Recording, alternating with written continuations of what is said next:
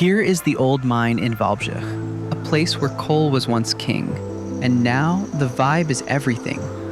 No more drills and shovels, now it's cameras, tourists, and curiosity.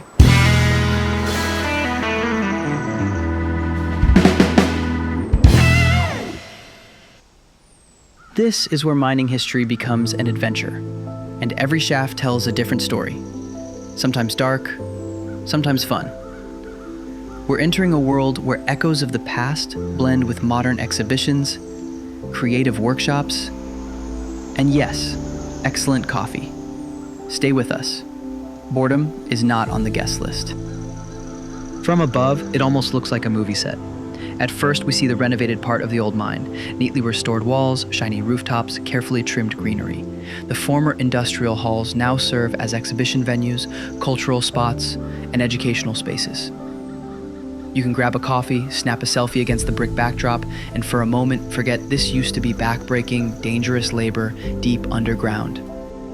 Yes, this is the polished face of the past, reframed through tourism, PR, and curated lighting. But then comes the contrast, raw, honest, real. We pass over the section left untouched. Roofs are torn, metal sheets bent, windows long gone, their emptiness now black, gaping wounds. Inside, darkness and silence that echo through time. Watermarks streak the walls. Rust creeps along old beams like time's slow handwriting. There are no school trips here, no guides, only stillness and decay. Plaster falls in flakes. Wooden frames groan under age. The rust isn't decoration, it's history, quietly corroding what once stood proud. This place speaks louder than any museum sign. It hasn't been curated. It hasn't been made ready for Instagram.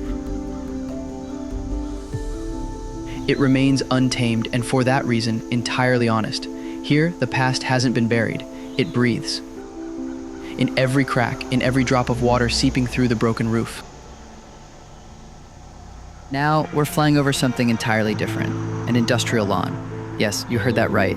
Instead of flowers, massive belt wheels, engines larger than your car, and gears that look like they could power a continent.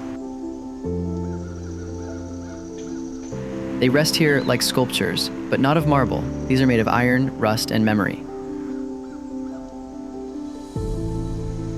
Each of these giants tells a story. They once ran day and night, pumping, turning, driving. Now, they sunbathe quietly. And even though they're silent, they still speak volumes.